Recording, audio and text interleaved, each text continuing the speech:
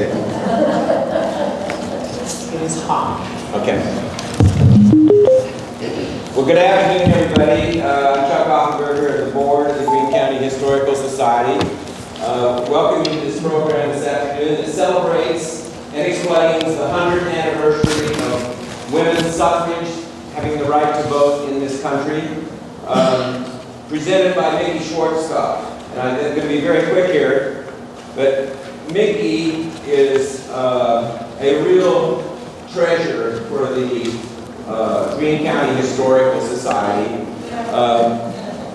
Like Diane People sitting here and Jan Derlin, who's around here too, they're great researchers. They all can really dig into records, old newspapers, old books, and come up with all kinds of facts about big movements that had very important local activity involved in it. And that's what you're going to hear today.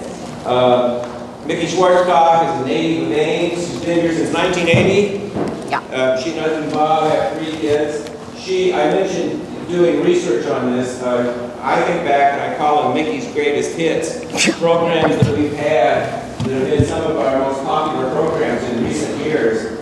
Mikki's been involved in one way or another, and it comes to mind that wonderful program we did a few years ago on the home front during World War II, when they read 5 years worth of Beacon Heralds and coming up with research for that. Mikki's done a number of extended articles too that we've used on the website. They frequently wound up in the newspapers. Such things as the killer diseases that have hit Greene County over our history. She's also done one on the Chautauqua movement and how that played in Greene County way back when. And has others that she wants to pursue in the future. And today's program is Let's Hear It for the Centennial of Women's Suffrage in the United States and in Greene County. And in Greene County.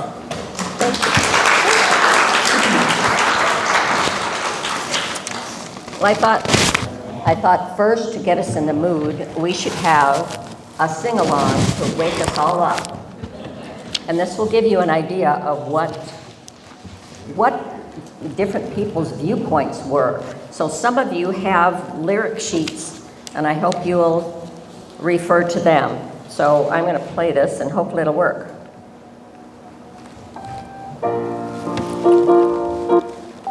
That's as high as it goes. Oh, there we go. I have a neighbor, one of those not very hard to find, who'd know it all without debate and never change their mind. I asked him what of women's rights. He said in tones severe, my mind on that is all made up. Keep woman in her sphere. I saw a man in tattered garb forth from the grog shop come. He squandered all his cash for drink and starved his wife at home. I asked him, should not woman vote? He answered with a sneer, I've taught my wife to know her place, keep woman in her sphere. I met an earnest, thoughtful man not many days ago, who pondered deep all human law, the honest truth to know. I asked him what of woman's cause, the answer came sincere. Her rights are just the same as mine, let woman choose her sphere. Thank you. Good for you. Okay, well, 2020 was the real 100th anniversary of the passage of women's suffrage. It was the 19th Amendment guaranteeing women's constitutional right to vote. And nationally, the amendment came after 60 years of effort. 60 years. And Greene County had its share of heated controversy and debate, pro and con. And as with today's politics, it's complicated. So I'll start with a little background on suffrage before getting to Greene County specifically. Firstly, the word suffrage originated from the Latin to support. Its first use regarding voting was in the U.S. Constitution in 1787. Also, the words suffragist and suffragette meant different things. Suffragist is far older, but in 1906, a London journalist coined the term suffragette as a mocking, demeaning term for women who were militant supporters. These women were disillusioned with peaceful methods. They spat at officers, they sent letter bombs, and they chained themselves to railings. But over time, the words came to mean the same thing. Tradition held that Victorian values, democratic ideals, and the Bible agreed that women should be protected from sordid politics. They should stay home and tend to their proper duties. And both men and women firmly believed that each sex had a different role in life. The fear of changing roles and that women might vote for prohibition both played a part in the long delay for women's right to vote. You can go to the next slide. Many women, it's hard to tell, but this is some sketches from a newspaper of a woman at a primary, and her husband is home grumbling because he's dragging the children up to go to bed. Many women wanted to vote because they depended almost entirely on their husbands for income, and they were afraid of being destitute. Drunkard husbands put the lives of families at risk.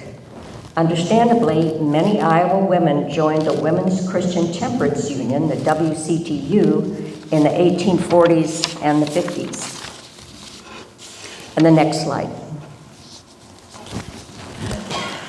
Okay, and that's when a fellow needs a friend. A little boy's trying to get his father to vote for his mother, to vote for women's rights. The next photo. And here are a couple of children waiting outside a bar for their father to come out.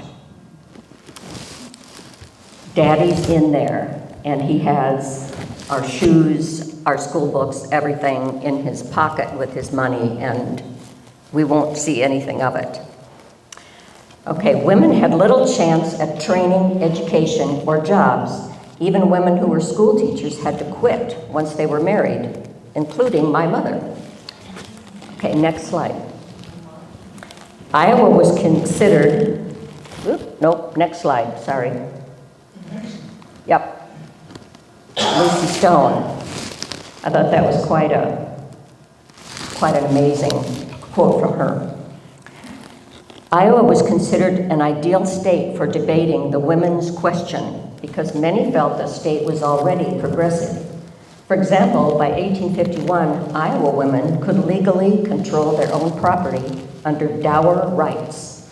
So by the 1850s, famous suffragists began speaking throughout Iowa.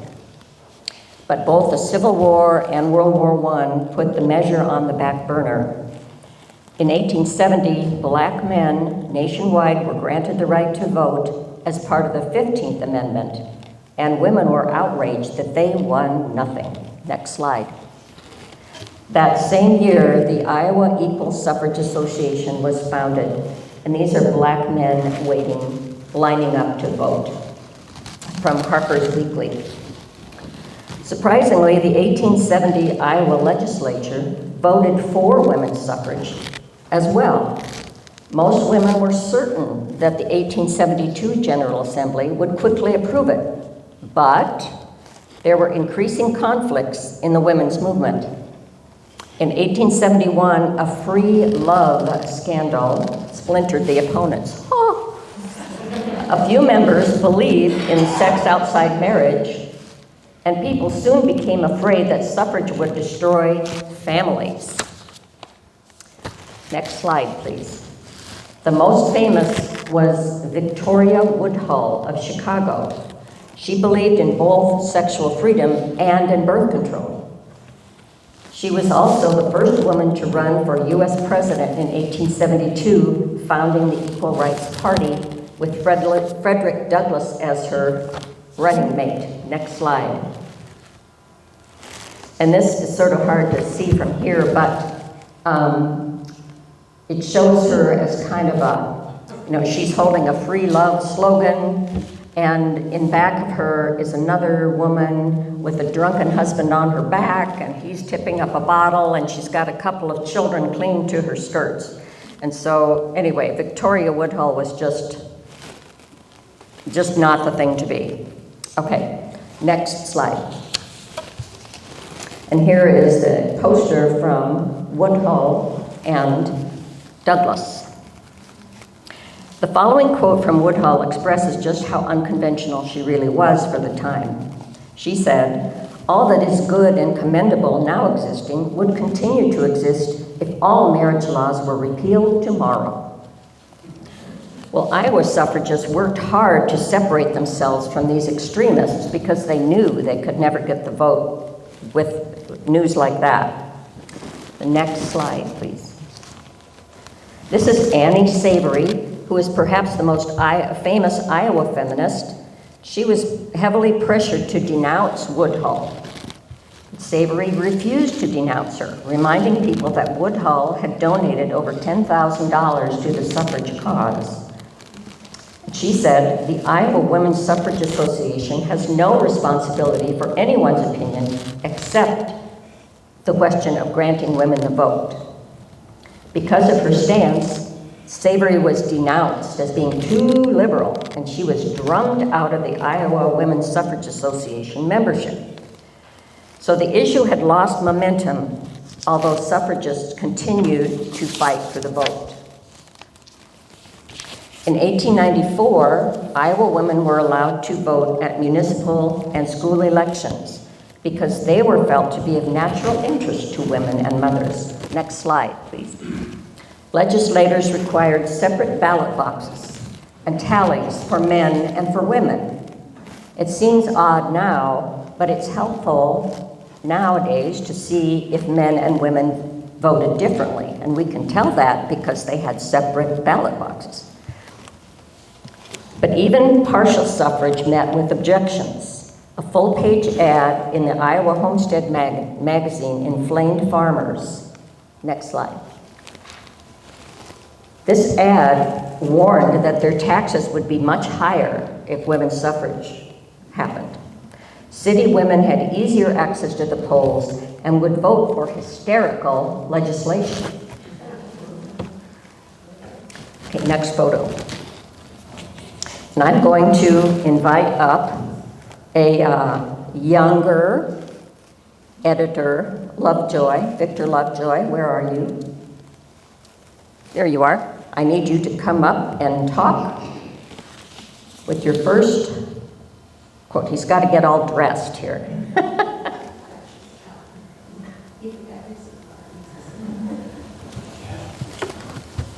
So at this point, he's talking as a younger man, and later he'll have another little speaking engagement here, only as an older man.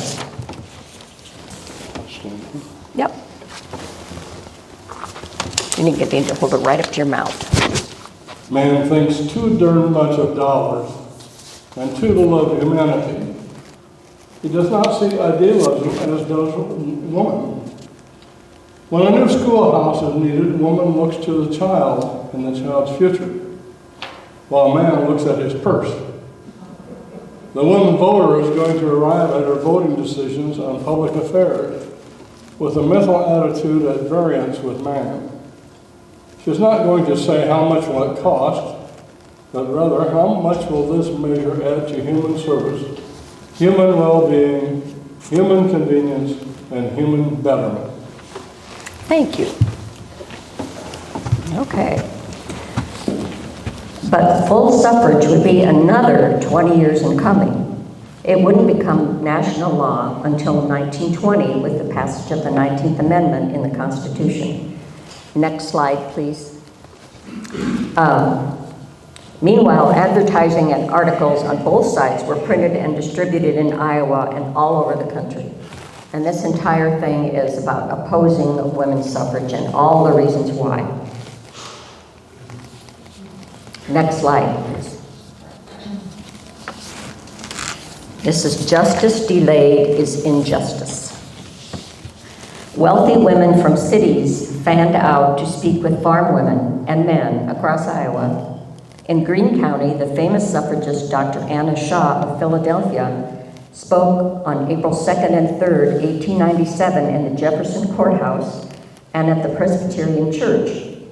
Nearly all county churches adjourned for the whole weekend so members could listen to Shaw's presentations. Next slide, please. And this is Dr. Shaw. She was both a medical doctor and was a doctor of divinity. So she held a lot of sway, a lot of influence. Speaking to a packed house were Anna Shaw, several lecturers from around the U.S., and Mrs. Jessie Johnson of Farland, Mrs. L.B. Sheldon of Scranton, Mrs. O.W. Lowry of Grand Junction, Mrs. S.L. Child of Jefferson, and the Reverend A.C. Kay of Jefferson. According to the Bee, Mrs. Campbell gave an early history of the cause. This is a quote from her: "When it was thought a disgrace to speak in public, and I was not even allowed to sit with a body of men as a delegate, but could sit in the gallery or behind a curtain." Topics covered by the speakers in Jefferson listed different types of women and whether or not they needed the vote: wives, mothers, unmarried women, business women, tax-paying women. Reverend Kay spoke on would women's suffrage benefit the state? And he pledged to advance the cause, saying, "This is not a government of people where an entire part are not represented." Anna Shaw was a logical and convincing speaker. Her credentials could only help her credibility. She was a medical doctor and also an ordained Methodist minister. Next slide, please. She's waving a feather after they won the vote. And quotes by Shaw became famous. One of them was, "If we ever get to the polls once, you will never get us home." And the next slide, please.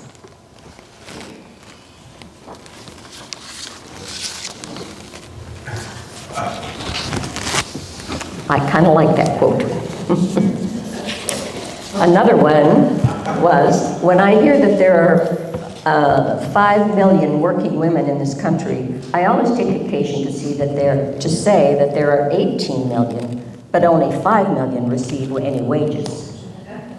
According to the April 10, 1897 Greene County Souvenir, Shaw presented the most convincing argument in favor of women's suffrage ever heard in Jefferson.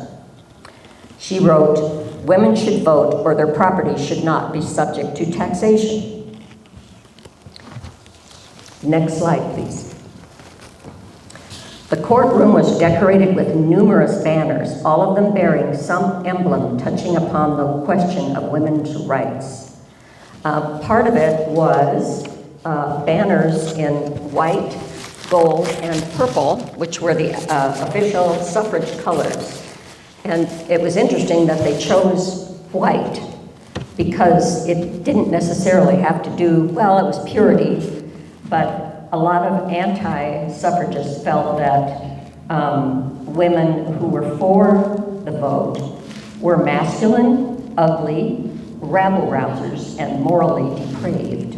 So they wore white, so they wouldn't think that. And the gold was to symbolize the light of learning, and the purple was constancy to our purpose. Okay, where am I?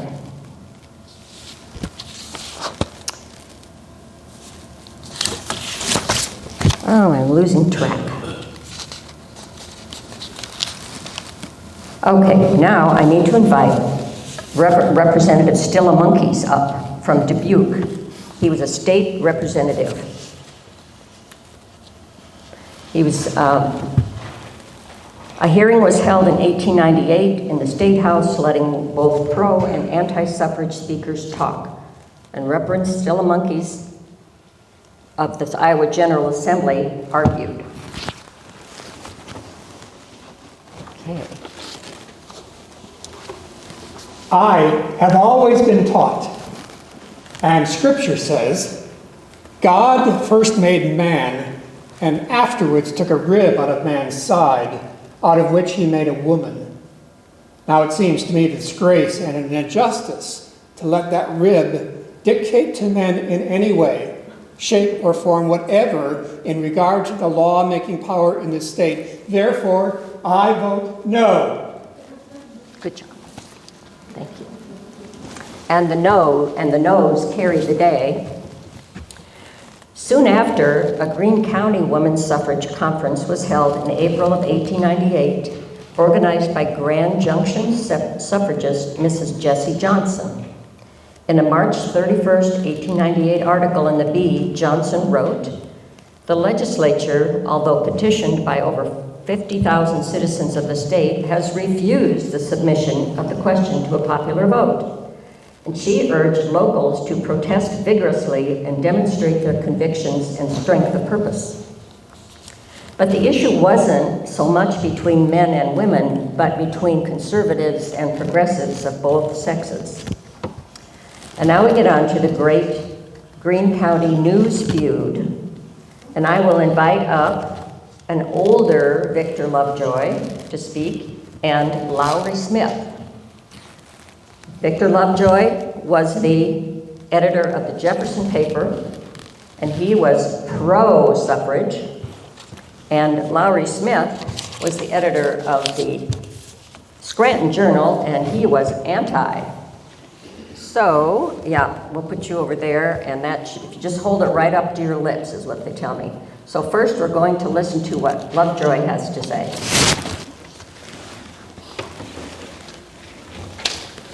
As I wrote in the Bee on suffrage, Lowry needs fixing.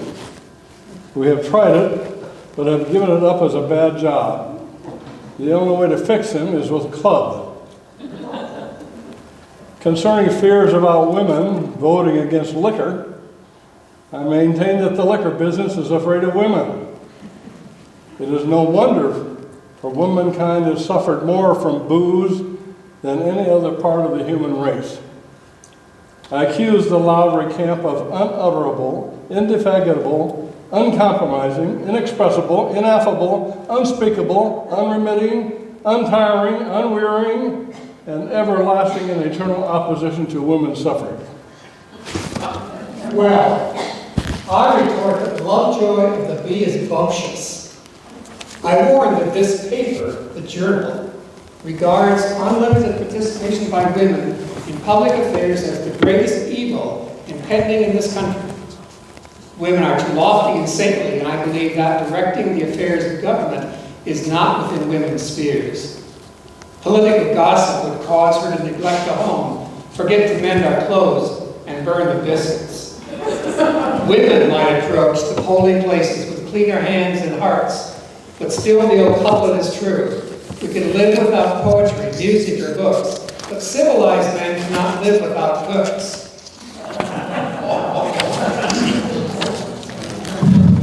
Thank you, Lowry.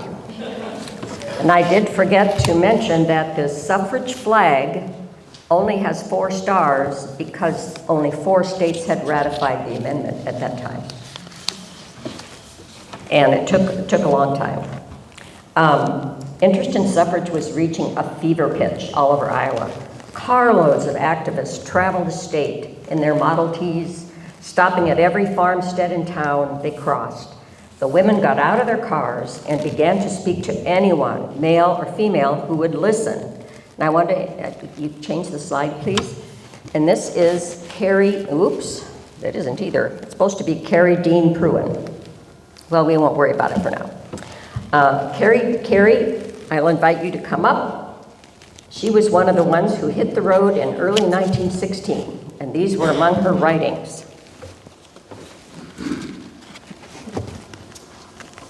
Well, we talked with women washing, women canning, women surrounded by little children.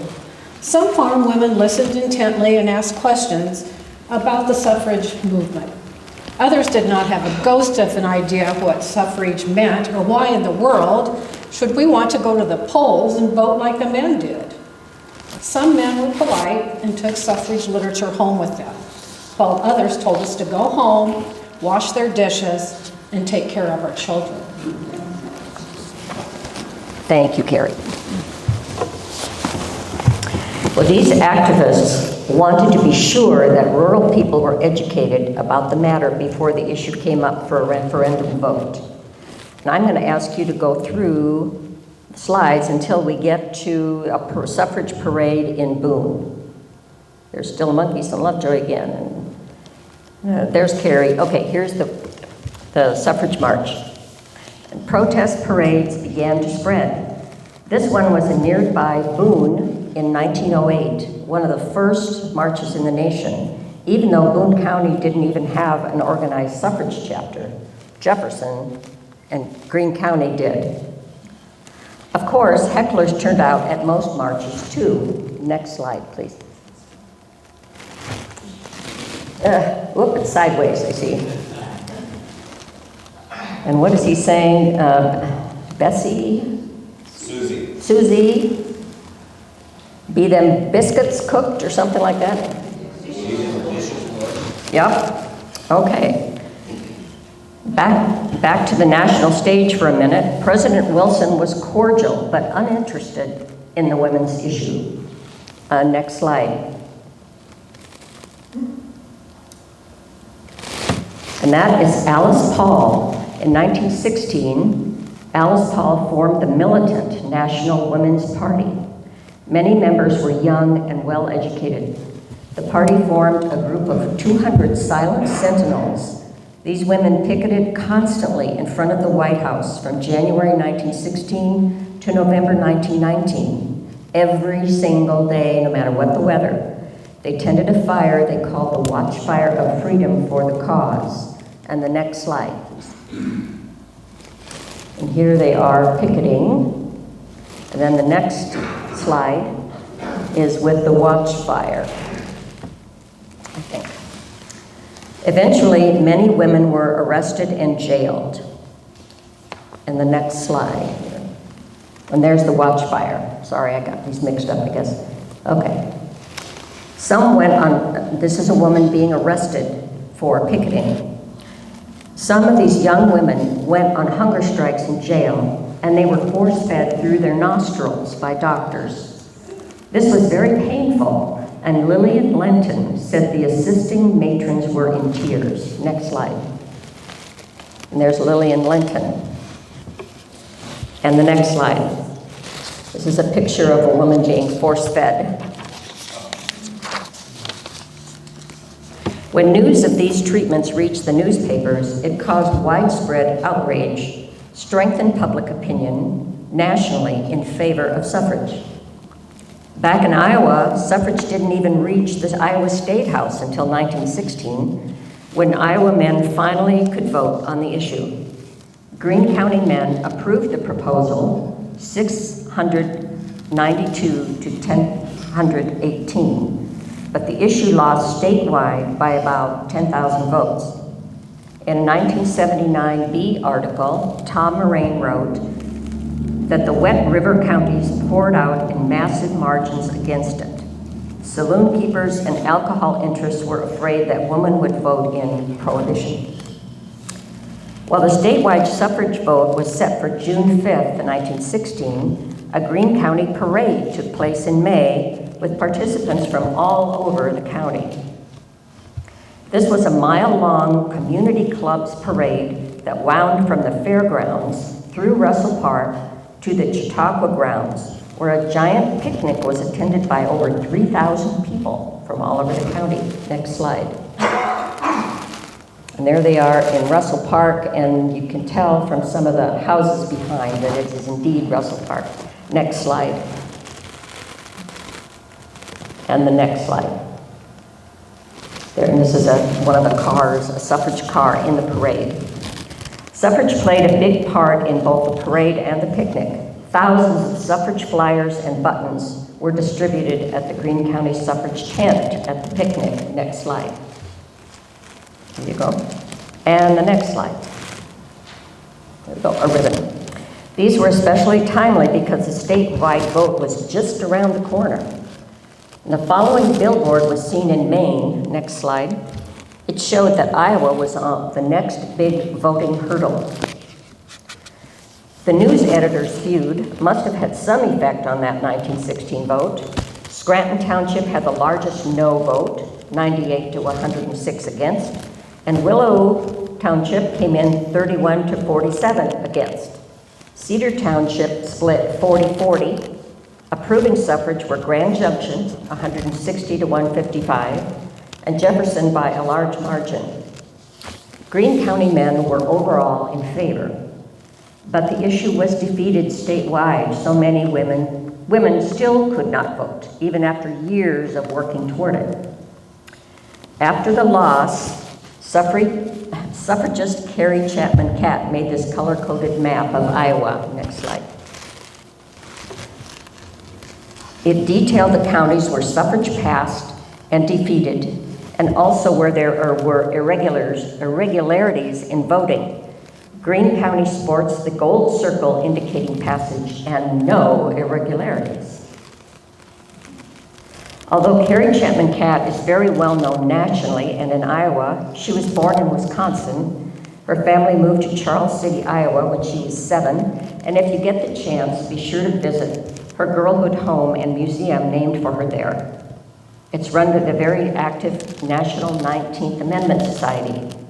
She graduated from Iowa State College in 1880 and became superintendent of schools in Mason City.